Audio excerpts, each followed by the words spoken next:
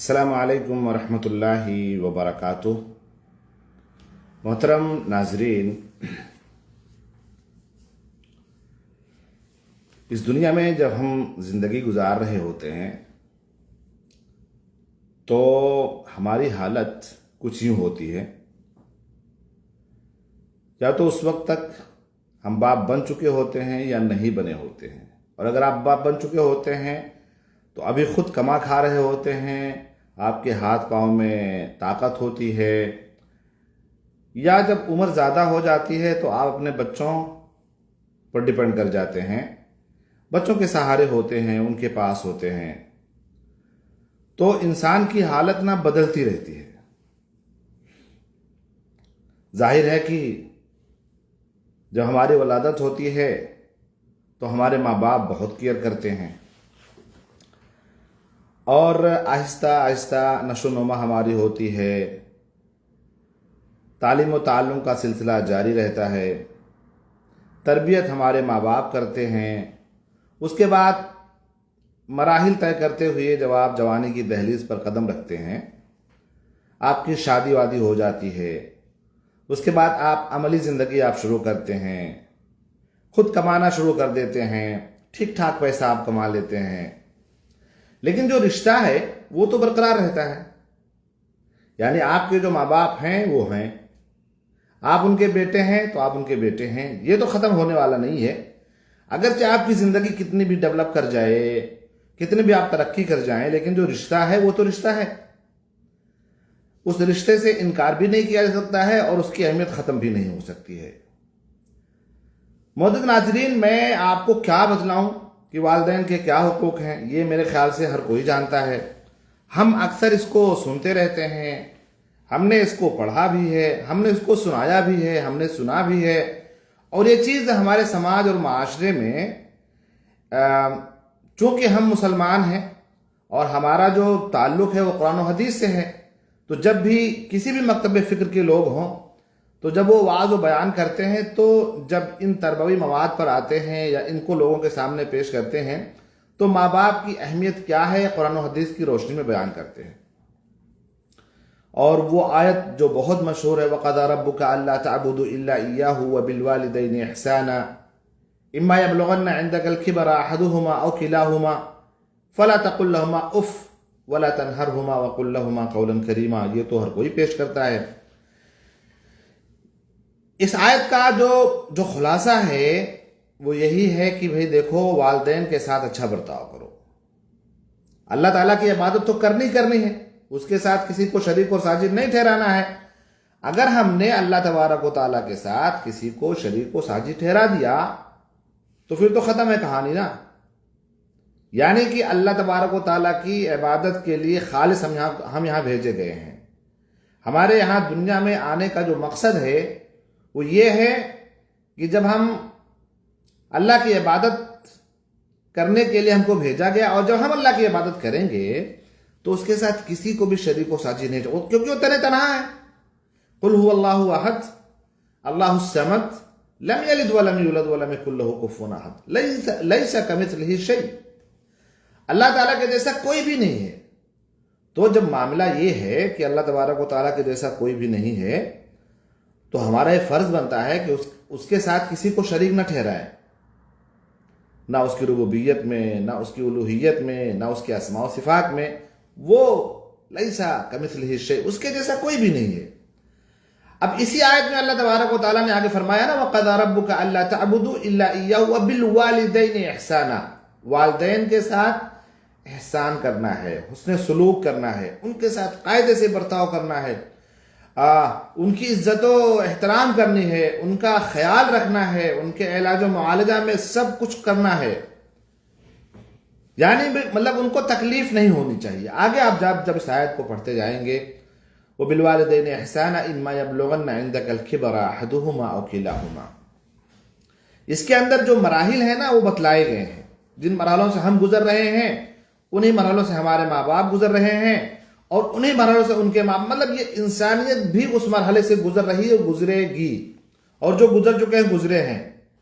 एक मरहला था जब छोटे थे, हमें किसी किस्म की कोई फिक्र नहीं थी, खाना पीना यही सब कुछ था, क्योंकि हमारे माँ बाप वो तमाम चीजें हमारे लिए फराहम करते थे, उनकी जिम्मेदारी थी, तो उन्होंने किया। अब जब वो बूढ़े हो गए हैं तो अब हमें ख्याल रखना है, यही शरीयत ने हमें सिखलाया है। और जब हम बूढ़े हो जाएंगे तो हमारे बच्चे हमारा ख्याल रखेंगे। आप अगर ये सोच रहे हैं जनाब कि आप यूं ही हट्टे खट्टे रहेंगे, यूं ही ताकत आपके पास रहेगी, यूं ही जवान नजर आते रहेंगे, यूं ही आप जो है ठीक ठाक रहेंगे, कोई बीमारी आपको नहीं आएगी, तो आपकी खाम ख्याली है। ये खाम ख्याली, ऐसा हो ही नहीं सकता है, क्योंकि ये निज़ाम कुदरत है। यूं देखें, एक बार आप चढ़ाव पे होते हैं, फिर जब उतार पे थे। ये सूरज जो निकलता है, ये हमें रोज ये पैगाम दे करके आता है कि ये इंसान सुन, तू एक जैसा नहीं, देख मुझे देख, मैं जब निकलता हूं तो मेरी कितनी तपिश होती है, और एक वक्त आता है कि मैं डूब जाता हूं। बेन ही मामला तुम्हारा है। एक दिन पैदा हुए हो, बड़ी खुशी है। आप सोचिए कि जब घर में बच्चे की पैदाइश होती है, पूरा घर जश्न में डूब जाता है। वलादत होती है, चारों तरफ भाई बच्चे की वलादत हुई है, बच्चे की वलादत हुई है, वारिस पैदा हुआ है, और उसके बाद अकीका किया जाता है। लोग आते हैं, अकीका के जो अहकाम मसाइल हैं उससे भी लोग जो है उसको भी फॉलो करते हैं, उसको भी करते हैं। सुन्नत का तरीका है, एक बेहतरीन सा नाम रखा जाता है। लेकिन आप ये नाम कब तक रहता है? कुछ चंद दिनों तक, क्योंकि ये दुनिया ही फानी है। कुल्लु मन अलैहा फान, दुनिया की हर चीज फानी है। दुनिया की हर चीज फानी है, यहां पे किसी को रहना नहीं है। हाँ, एक वक्त है, एक वक्त तक आप हैं, उसके बाद जब आपका वक्त खत्म हो जाएगा तो आप चले जाएंगे। मेरे भाई और दोस्तों, आज जो हमें सिर्फ कहने का मकसद ये है कि मैं सिर्फ एक चीज बतलाना चाहता हूं, वो ये है कि हमारे यहाँ एक मसल भी बहुत ज्यादा मशहूर है। मशहूर कुछ यूं है कि हम कहते हैं कि यार बुढ़ापा और बचपना एक जैसा होता है, ये हम कहते हैं और इसको मानते भी हैं। क्योंकि जो बच्चे होते हैं और जो बूढ़े होते हैं, उनके आप नेचर्स को देखें, उनकी आदतों को देखें तो करीब एक जैसी होती हैं। वो बच्चे जिद करते हैं, बूढ़े भी किसी बात को जिद करने लगते हैं। बच्चे एक बात को कई बार दोहरा करके पूछते हैं, बूढ़े भी एक बात को कई बार जो है दोहरा के पूछते हैं अपने बच्चों से, और बच्चे अपने बाप से पूछते हैं। लेकिन यहां जो हमारा रवैया है ना, वो बदल जाता है अपने लाडलों के तई और अपने माँ बाप के तई, जबकि नहीं होना चाहिए। क्योंकि मेरे भाई और दोस्तों, ये दुनिया के अंदर जो हम अमल करेंगे ना, उसका बदला तो हमें वहां आखिरत में मिलेगा ही मिलेगा। यहां भी वो चीज हमें मिल जाती है, अल्लाह तबारक व तआला किसी न किसी तरीके से वो दिखा देता है। क्योंकि अगर आप अपने माँ बाप के साथ अच्छा बर्ताव कर रहे हैं, तो वो बच्चे जो आपकी परवरिश में हैं आपको देखते हैं कि आप अपने बाबा मामा से कैसे बात करते हैं, उनके साथ कितना देर तक बैठते हैं, उन्हें कितना टाइम देते हैं, उनका कैसा ख्याल रखते हैं। अब वो जब आपको बुलाते हैं तो आप उनके पास जाते हैं कि नहीं जाते हैं, या अपने बच्चों को आप क्या तालीम देते हैं, सब कुछ बच्चे देख रहे हैं, तो ऑब्जर्व कर रहे होते हैं। फिर जब आप उस उम्र को पहुंचेंगे तो वही आपके साथ होगा, वो बच्चे आपके साथ वही करेंगे।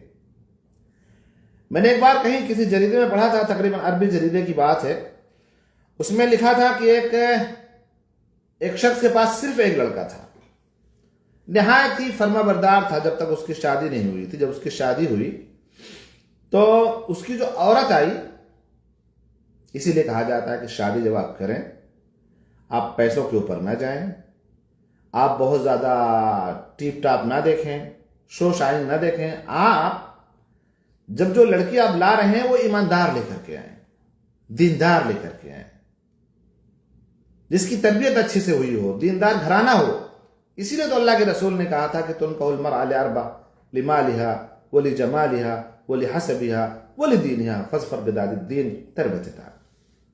4 चीजें देख करके शादी की जाती हैं। मालदारी भी देखी जाती है, हसब नसब भी देखा जाता है, खूबसूरती भी देखी जाती है, और दीनदारी भी देखनी चाहिए। हाँ, दीनदार औरत को तरजीह ज्यादा दो। लेकिन हमारा मामला यह है कि दीनदारी हम कई लास्ट में देखते हैं, खाल लोग देखते हैं। अभी आजकल तो मसाइल बड़े अजीब हैं। शादी के लिए कहीं किसी से बात करें, दीनदारी से तो कोई मतलब नहीं है। वो पूछेगा कि भाई बच्चे की हाइट क्या है, यानी सबसे पहले खूबसूरती पे जाते हैं। अरे भाई ये सब चीज देखो, लेकिन दीनदारी के बारे में पहले पूछो, तब वो बच्ची जो आपके घर आएगी आपकी पूरी नस्ल को सुधारेगी। तो मैं कह रहा था, जब उसकी शादी हुई बच्चे की, अकेला अपने बाप का था। अब सोचो कि बाप ने कितने अरमानों से उसे पाला पोसा होगा, कितने उसकी जरूरियात को पूरा किया होगा, कहां कहां से पैसे लाए होंगे, कैसे कैसे उसकी तरबियत की होगी, कैसे कैसे उसके जिद को पूरा किया होगा, उसके शौक को पूरा किया होगा। माँ बाप खुद जब बच्चा पैदा होता है तो अपने अरमानों का गला घोट करके अपने बच्चों की पसंद की चीजें लाते हैं, उन्हें मुहैया करवाते हैं। शादी हुई तो उस औरत ने कहा कि देखें ऐसा है जनाब कि मैं बाबा के साथ नहीं रह सकती, तो मेरी प्राइवेसी का मसला है, और मेरी प्राइवेसी कुछ भी नहीं है, मेरी लाइफ स्टाइल कुछ की। साहब एक काम करें कि इनको जरा कहीं और सेट करें। वो बेचारा बड़ा समझाने की कोशिश करता रहा। शादी हो गई, बच्चे भी हो गए, 2 बच्चे हो गए, बच्चा चलना फिरने लगा उसका। तब तक वो मैनेज करता रहा कि आखिर में घुटने टेक दिए उसने और कहा कि ठीक है। तो उसने बाहर एक खेमा लगवाया, और बाबा से अपने कहा कि बाबा एक काम करें, गाड़ी में चलते हैं, आपको जगह ले चलना है। तो अपने अब्बू को बिठाया और उन्हें बेटे को बिठाया, उसने चल दिए। जब वहां खेमे के पास पहुंचा तो उसने कहा कि बाबा ये खेमा है और यहाँ पे जरूरत के सारे सामान आपके हैं और आपको यहीं पे अब रहना है। नंबर तो मेरा आपके पास सही है, तो जब भी कोई जरूरत हो आप मुझे फोन कर लिया करें, मैं आ जाया करूंगा, आपकी जरूरत पूरी कर लिया करूंगा। बाप बेचारा बड़ा परेशान हो गया कि बताइए, अपनी जिंदगी मैंने इसके पीछे लगा दी है, आज मुझे कहां ला करके बेयारो मददगार छोड़ रहा है। बहरहाल क्या कर सकता था, अब तो बूढ़ा हो चुका था वो। हाथों में ताकत रही है, पैसे भी नहीं है, उन्हीं के ऊपर जो है पूरा डिपेंड करता है सारा सब मामला इनका।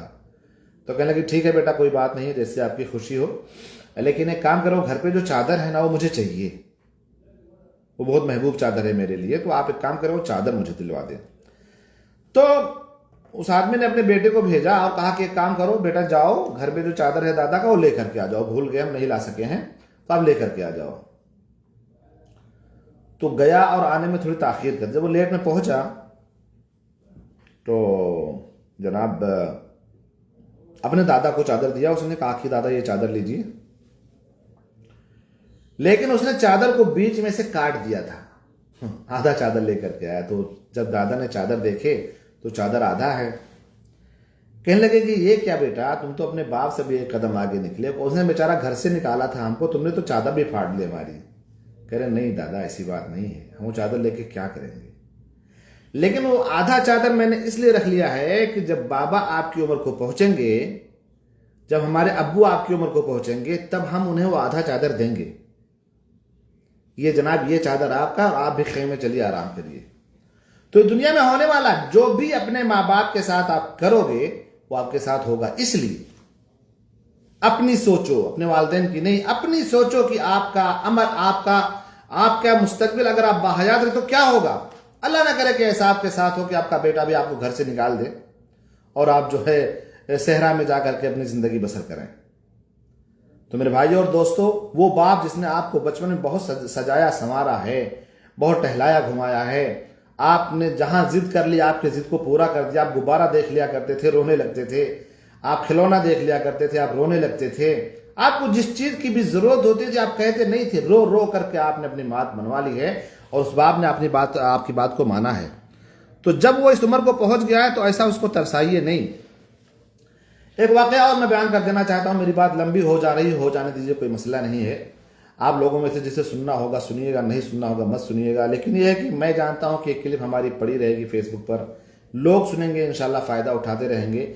और आप लोग जो मुझे देख रहे हैं अगर हो सके तो इसको शेयर कर दीजिएगा, हो सकता है कि किसी के दिल में बात असर ही कर जाए।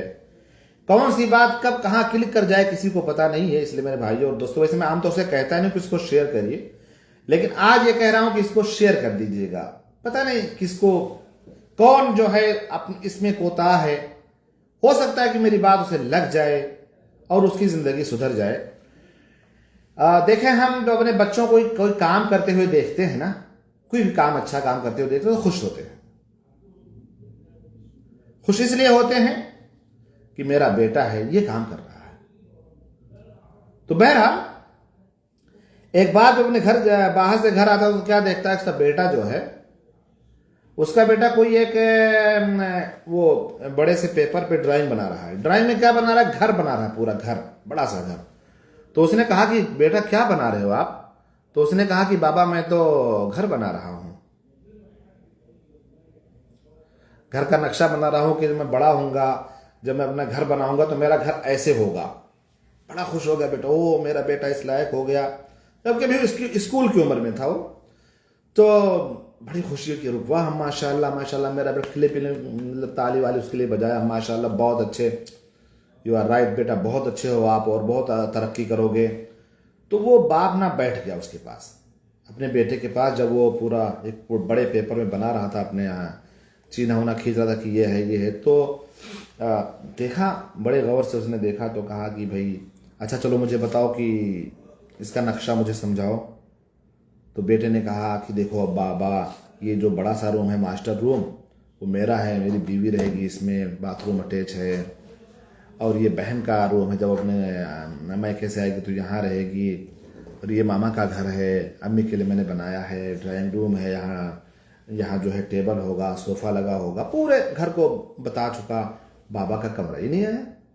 अब बाबा बड़े परेशान, तो कहने लगे कि यार तुमने मामा के लिए रूम बनाया है, तुमने बहनों के लिए बनाया है, अपने लिए बनाया है, अपने बच्चों के लिए बनाया है, मेरा कमरा कहाँ है बाबू? तो कहने लगे ये जो छोटा सा रूम देख रहे हैं आप ना बाबा, ये छोटा सा रूम जो घर के बाहर, गेट के बाहर बना हुआ है, छोटा सा रूम, ये आपका है। कहने लगे अरे कैसी बातें करते हो, मामा को आपने अंदर दिया हुआ है, मुझे आप बाहर रूम दे रहे हैं। तो उस बच्चे का जवाब सुनने से ताल्लुक रखता है। उस बच्चे ने कहा बाबा, क्योंकि आपने भी ना अपने बाबा को बाहर रखा हुआ है ना, उनको घर में नहीं लाते हैं कि वो डिस्टर्ब करते हैं, बूढ़े हो गए हैं तो उनकी आवाज आपको अच्छी नहीं लगती है। तो इसीलिए जब आप बूढ़े हो जाएंगे फिर भी मैं आपके साथ तो ये मसला करने वाला हूं। आपने अपने बाबा को बाहर रखा हुआ है तो मैं भी आपको बाहर रखने वाला हूं। उसके बाद इस जुमले ने इतना क्लिक किया कि वो फौरन भागा हुआ अपने बाबा के पास गया और कहने लगा कि बाबा आप अंदर चलें, आपकी जगह ये नहीं है, आप अंदर चलिए और अंदर आपको रहना है। बहरहाल उसको लेकर के आया, घर में रखा। कहने का मकसद ये है मेरे भाइयों और दोस्तों कि यकीनन जो हम सुनते हैं लोगों से या जो हम कहते हैं कि बच्चे और बूढ़े एक जैसे होते हैं, जब वो बुढ़ापे को पहुंच जाते तो उनकी नेचर, उनकी फितरत, उनकी आदत एक जैसी हो जाती है। कहते तो हैं, लेकिन क्या हमारा अमल भी वैसे ही होता है जो हमारे बच्चों के साथ में होता है? यानी वो हमारे बच्चे जो बूढ़े होते हैं, क्या हमारे बच्चे और हमारे माँ बाप जो बूढ़े होते हैं, हम कहते तो हैं कि एक जैसी आदत होती है, लेकिन क्या उनके साथ हम ऐसे ही बर्ताव करते हैं? नहीं करते हैं। रवैया हमारा बदल जाता है।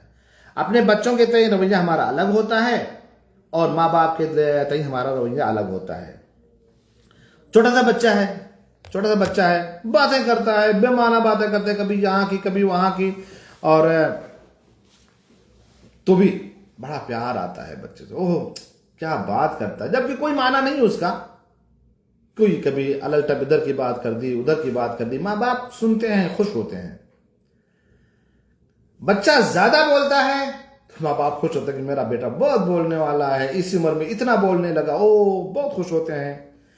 लेकिन जब वो माँ बाप जो हमें सुन करके खुश हुए थे, आज वही माँ बाप जब हम बड़े हो गए हैं, जब वो बूढ़े हो गए हैं, और जब वो माँ बाप ज्यादा बोलने लगते हैं तो औलाद कहती है कि बहुत बोलते हैं आप लोग, सुन लिया, एक बार बोल दिया आपने, सुन लिया, हो गया, बार बार मत बोलें, क्या वही चीज रिपीट करे जा रहे हैं। बेटा वही बात रिपीट करता था, माँ खुश भी होती थी, बाप भी खुश होता था, बहनें भी खुश हो रही हैं, भाई भी खुश हो रहे हैं। लेकिन आज जब बाप ज्यादा बोलता है तो बेटा पलट के बोल देता है, क्या बाबा आपने वही रट लगा रखी है यार, एक बार बोल दिया आपने, सुन लिया, हो गई बात खत्म, बार बार कहना जरूरी है? नहीं, सुनिए, क्योंकि आप ही ने अपने उस बाबा से कई बार एक ही बात पूछी थी, और वही माँ बाप हैं। कोई हाँ, जैसे आजकल के जो बच्चे, छोटे बच्चे जब होते हैं, कोई आप मिसाल के तौर पे कोई चीज पूछते हैं कि बाबा ये क्या है, आपने बता दिया कलम है, अच्छा ये क्या है, कलम है। मतलब एक ही चीज को अगर बेटा 100 बार पूछे, बाप बताएगा, उसको बोसा दे देगा, उसका सर चूम लेगा, बताएगा कलम है बेटा, इसको पेन बोलते हैं, ये कलम है, ये लिखने वाली चीज है, इससे लिखा जाता है, आप बड़े होंगे तो इससे लिखेंगे, पढ़ने जाएंगे तो आपकी जरूरत की चीज है, 100 बार बताएंगे। लेकिन बाप ने अगर कोई चीज पूछ ली 1 बार 2 बार 3 बार 4 बार, तो बोले क्या बाबा 1 बार तो बोल दिया यार, समझा दिया, आपको समझ नहीं आती है, और इस बुढ़ापे में इतना ज्यादा बोलने की क्या जरूरत है, इतने सवालात करने की क्या जरूरत है, क्या पड़ गई आपको, खामोश आ करें, इतने बार बार बोलते हैं पूछते हैं, नहीं समझ आती है ना समझें। मेरे भाई और दोस्तों, जब हमारे बच्चे होते हैं ना, जब वो जिद करते हैं किसी चीज के लिए, तो अगर वो ऐसे पहर जिद कर लेते हैं कि मिसाल के तौर पे रात के 10 बजे 11 बजे उसको जिद हो गई कि आइसक्रीम खाना है, बाबा मुझे आइसक्रीम खाना है। अब आपको अपने फ्लैट से उतरना है, सुपरमार्केट जाना है, खुली हुई दुकान खुली हुई है, तो आप नहीं कहते हैं बेटा रात ज्यादा हो गई, नहीं कहते हैं, बेटे ने जिद की है ना, लाडला है आपका, तो आप उतरते हैं, कपड़ा पहनते हैं, गाड़ी स्टार्ट करेंगे, उसको वो जाना चाहेगा तो उसको ले करके जाएंगे, फिर उसको आइसक्रीम खिला देंगे, क्योंकि जिद है बेटे की, उस जिद को पूरा करना है। अगर उस जिद पूरा नहीं करेंगे तो पूरे घर को वो सर पे उठा लेगा, सबका जीना दूभर कर देगा, चीखेगा, चिल्लाएगा, नींद हराम कर देगा। लेकिन जब बाप किसी चीज की जिद अगर कर लेता है तो कहते हैं ये उम्र आपकी है, आप जिद करने की उम्र है बाबा, आप जिद करते हैं। ख्याल रखना चाहिए अपने बच्चों का, अपनी बहू का, अपने पोते नाती पोतों का। इस उम्र में कोई जिद करता है, हम ही कहते हैं कि बच्चे और बूढ़े एक जैसे होते हैं, और हम ही कहते हैं, हमारा ही रवैया बदला हुआ अपने बच्चों के तई और है, माँ बाप के तई और है। दस्तरखान जब बिछता है तो जो बच्चे होते हैं हमारे, अगर जो बड़े ही गुना हो गए हों, अगर वो नहीं खाते हैं तो माँ बाप तो खा लो बेटा, नहीं खाओगे तो कैसे बढ़ोगे, कैसे पढ़ोगे, ताकत कहाँ से आएगी, खा लो, मना के क्या चाहिए, हमको ये नहीं चाहिए, हमको ये खाना चाहिए, जी ठीक है बना दो, चलो भाई बना दो खाना, आमलेट बना दो इनके लिए सब्जी बना दो, इनके लिए दाल फ्राई बना दो, जो पसंद है भी बना दो। लेकिन जब माँ बाप नहीं खाते हैं ना, जिद कोई नहीं करता कि बाबा खा लीजिए। कम लोग ऐसे हैं, कम हैं ऐसे लोग, मैंने कहा तो दुनिया खत्म हो गई है। माँ बाप जब जिद करते हैं कि हम नहीं खाएंगे, हमको खाना अच्छा नहीं लगता है, तो हमको उनकी बातें नहीं कहते, अच्छा आपको क्या खाना है बाबा बताएं, अच्छा खा लें बाबा, थोड़ा सा खा लें, जिद नहीं करते हैं। अरे 1 बार बोल दिए, 2 बार बोल दिए, अच्छा चलो ठीक है रख दो, खाना रख दो, बाबा मामा को भूख लगी तो खुद ही खा लेंगे, जब भूख लगेगी तो खा लेंगे। बेटा नहीं खाना खा रहा है तो उसको मना के खाना खिलाया जा रहा है, मना के खाना खिलाया जा रहा है। आज बाबा मामा नहीं खाना खा रहे हैं तो कोई जिद नहीं करता, नहीं खाएं आपको खाना ही पड़ेगा। मेरे भाइयों और दोस्तों, ये रवैये हमारे बदलने नहीं चाहिए। जब हम खुद ही इस बात का इकरार करते हैं कि बाप और बेटे और बूढ़े, बच्चे और बूढ़े जब एक जैसी नेचर है, तो क्यों रवैया हमारा बदल जाता है उनके पे? नहीं बदलना चाहिए। बच्चे को मना रहे हैं, बाप को ही मना लीजिए। मैंने देखा है ऐसे लोगों को, सुना है मैंने, कहते हैं कि एक कोई माँ थी जो उसने खुद बयान किया कि मैं 1 बार बोल देती हूँ, 2 बार बोलती हूँ खाना नहीं खाऊंगी, तो जो है खाना रख दिया जाता है, नहीं लाते हैं। लेकिन मेरी फलां बहू है या मेरा फलां बेटा है, जब तक वो खाना खिला नहीं देते मानते नहीं हैं, जिद करते हैं, लाएंगे उसको बनाएंगे, अपने हाथ से लुकमा खिलाएंगे। वो माँ बाप उस उम्र में बच्चों जैसे हैं, बच्चों जैसी उनके साथ बर्ताव कीजिए। आप खुद आइए, बैठिए, लुकमा बनाइए। आप सोचो कि जब बच्चे छोटे होते नहीं खाना खाते तो कितनी तरकीबें हम करते हैं। अच्छा चलो एक लुकमा बाबा की तरफ से, एक मामा की तरफ से, एक नाना की तरफ से, एक दादा की तरफ से, एक बहन की तरफ से, खा लीजिए। अच्छा चलो ये लुकमा मामा का है, खा लो।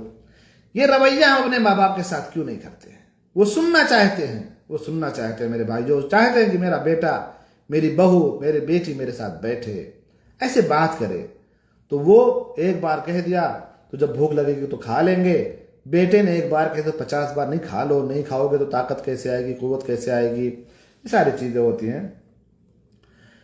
बच्चे छोटे से हैं, उनको भाई निकालना है, गाड़ी में बिठाएंगे, पार्क ले जाएंगे, मॉल ले जाएंगे, टहलाएंगे। क्यों? उनको कहते हैं कि जब उनको बाहर ले जाएंगे तो नशो नुमा ज़रा अच्छी होगी, ज़हनी परवान चढ़ेगा, दुनिया देखेंगे, दुनिया ज़िंदगी गुजारनी है। लेकिन माँ बाप अगर जिद कर ले बाहर जाने के लिए तो कहते हैं बाबा ये उम्र है आपकी टहलने की। जी हाँ, यही असल उम्र टहलने की। अगर आपके घर में बुढ़े हैं, वो चल फिर नहीं सकते हैं, यकीन मानिए कि आप उनको लेकर के जाइए बाहर, घर से बाहर निकाल लो, बगीचे में लेकर के चले जाओ, लोगों के साथ ले जाओ, मिला जुला दो। कितने माँ बाप ऐसे हैं जो घर ही में महीनों से बरसों से पड़े हुए हैं, लोगों का चेहरा उन्होंने नहीं देखा। दिखाइए, पता नहीं कब दुनिया छोड़ करके चले जाएंगे। और आप देखिए कि जब वो दुनिया में होते हैं तो उनका कोई मतलब उनके साथ कोई अच्छा बर्ताव नहीं होता है। उनके मतलब ऐसे जहरीले जुमले बोले जाएंगे उनसे, उनकी बात को सुना नहीं जाएगा, उनके सामने बैठ करके हंसी मजाक नहीं किया जाएगा, उनकी तफरीह का सामान मुहैया नहीं करेंगे। लेकिन जब वही माँ बाप दुनिया छोड़ करके चले जाएंगे तो भाई बाबा हमारे ऐसे थे, मामा ऐसी थी, ये था वो था। अब पीट करके क्या फायदा? जब वो थे तब आपने कुछ नहीं किया, जब वो चले गए तो आप ऐसे करते हैं। बातें बहुत सारी हैं मेरे भाइयों और दोस्तों। वक़ुल लहुमा क़ौलन करीमा, अच्छी बात करें, ठीक ठाक बात करें, नरमी से बात करें, सख्ती नहीं करें, डांटे डपटे नहीं। आप बहुत मालदार हो गए, आपकी माँ की तबीयत खराब है, आप ही दवा है उनके लिए। आप आइए, बैठिए उनके पास, उनका हाथ पकड़ लीजिए, दबाइए, सर का बोसा दे दीजिए, दबाइए, उनको देखिए, उनके चेहरे को देखिए, उनकी आंखों से आंखें मिलाइए, बैठिए उनके पास। आज पैसा ज़्यादा है आपके पास, टाइम नहीं है, आपने नर्स लगा दिए हैं, आपने डॉक्टर लगा दिए हैं, अच्छी जगह इलाज चल रहा है, कभी कभी आप मिलने आते हैं। होना तो ये चाहिए कि रोज़ मिलने आओ, अगर मिल सकते हो तो, दूर नहीं हो तो मिलो, उनके साथ बैठो, अपने हाथ से दवा उठाओ और खिलाओ अपने माँ बाप को। आपने नर्स लगा रखे हैं, आपने दाई लगा रखी है, वो माँ आपसे मिलना चाहती है, आपके साथ बैठना चाहती है, आपको देखना चाहती है, आपसे बात करना चाहती है। अगरचे बात नहीं करती लेकिन बोलना चाहती है। आप कहते समझ ही नहीं आती है, बात ही नहीं समझ आती है। माँ ने तो समझ लिया था, माँ ने तो समझा था, सब कुछ समझ लिया था। सिर्फ आप रोते थे तो वो समझ जाती थी कि आपको पेशाब की जरूरत है, आप रोते थे समझ जाती थी कि हमारे बेटों को पखाने की जरूरत है, पेट दर्द है, डॉक्टर के पास लेकर के चली जाया करती थी। आप रोते थे तो अपने दूध पिला दिया करती थी कि मेरा बेटा भूखा है, कुछ नहीं कह पाते थे, रोना समझती थी। आपको कुछ समझ नहीं आता। मेरे भाइयों और दोस्तों, जब तक माँ बाप हैं उनकी कदर कीजिए, क्योंकि वो हमारे लिए जन्नत के दरवाजे हैं। उनकी खुशी में रब की खुशी है। रिदल रब फी रिदल वालिद व सख्त रब फी सख्तिल वालिद। माँ बाप खुश हैं तो अल्लाह खुश है, माँ बाप नाराज हैं तो अल्लाह नाराज है। इसलिए वालिदैन की कदर कीजिए। अल्लाह ताला से दुआ है कि अल्लाह तबारक व तआला हमें और आपको सही समझ की तौफीक अता फरमाए, और हमें जिन लोगों के माँ बाप जिंदा हैं उनकी कदर करने की तौफीक अता फरमाए, उनकी खिदमत करने की तौफीक अता फरमाए, उनके साथ अच्छा सलूक करने की तौफीक अता फरमाए।